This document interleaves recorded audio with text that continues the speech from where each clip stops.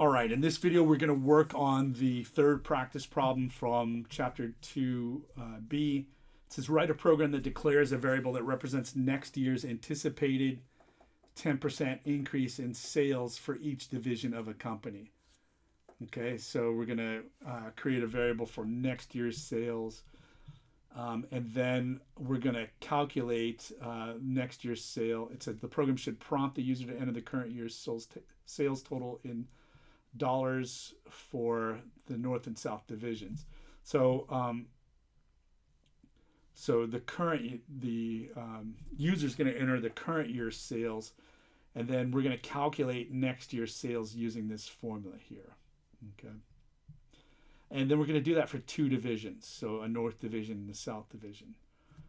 It says compute and display with explanatory text next year's projected sales for each division. Here's an example run. So enter the current year's sales total in dollars for the North division. Enter the current year's sales total in dollars for the South division. And then this is what gets displayed to the user. Okay.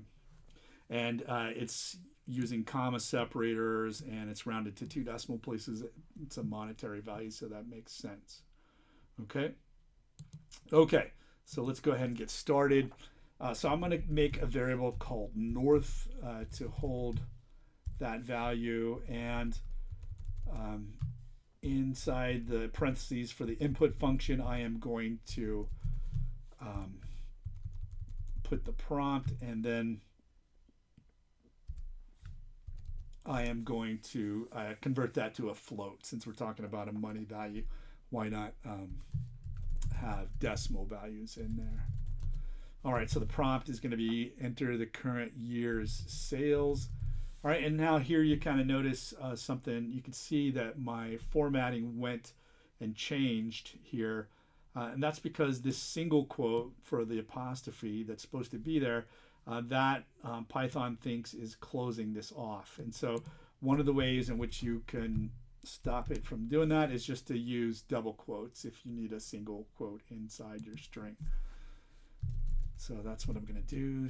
Total sales in dollars for the, and now the line is getting long again, so I'm going to make it go down to the next line. North division. All right, and I'm going to do the same thing for the South.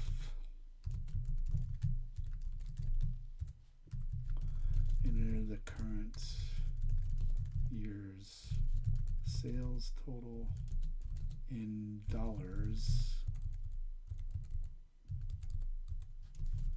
for the South division. All right, so let's try that. Let's save it as projected sales.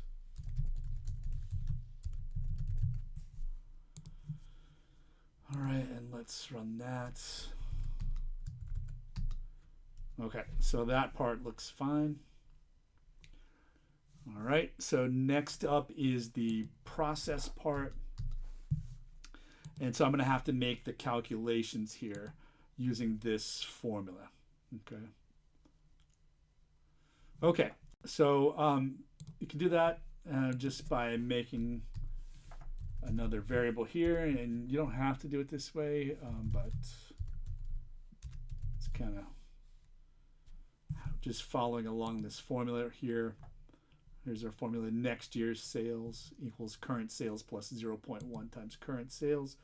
So we'll call it next year North equals, so the current sales are in the variable North, and then plus 0.1, and then multiplied times North, again the current sales. So that's how that would look using the variables that we've created here. And then next year South, that would be South plus 0.1 times South. All right, and just to test that out, let's go ahead and print those values out so we can get a quick check and just make sure that those look right before we continue to the output part. All right, so in our test case that's shown, it's 5,500 and 4,525. So let's try those values. So 5,500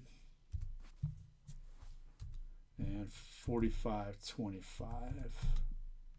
So 650.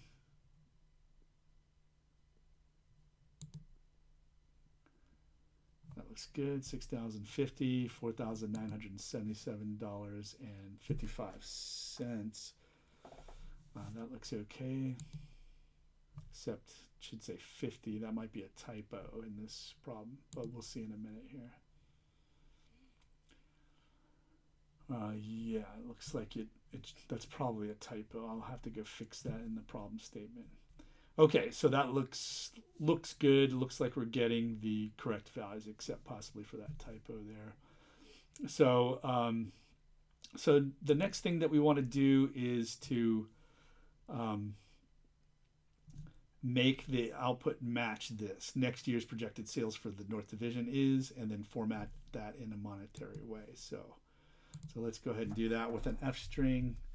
So it is and we're going to need to use a double quote here for the same reason that we used one earlier, and that's because we want a single quote in the output. So next year's projected sales total for the North Division is, now the line's getting a little long, so, and then we want to put the next year figure in there. So that's going to go inside the format specifier, inside curly braces. And then what we want to do is use the comma separator. We want to round it to 2 decimal places, and we want to display it in the fixed point, our floating point method here, not the sort of scientific notation format. All right, let's try that out and see if it's working. So what is it? What was it? 5,500, I think it was our test case. And just put whatever here. So next year's projected sales total for the North Division is $6,050. That looks like right on the money. Yeah, it is. All right, and so that looks good. So we'll just do the same thing for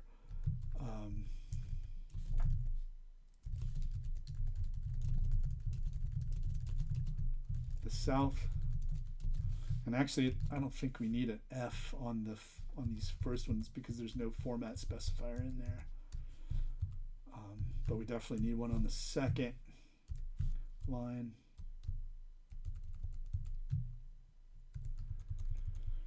So same thing here, comma or colon, comma, 0.2F to do the rounding part. Close off that curly brace and give that a shot.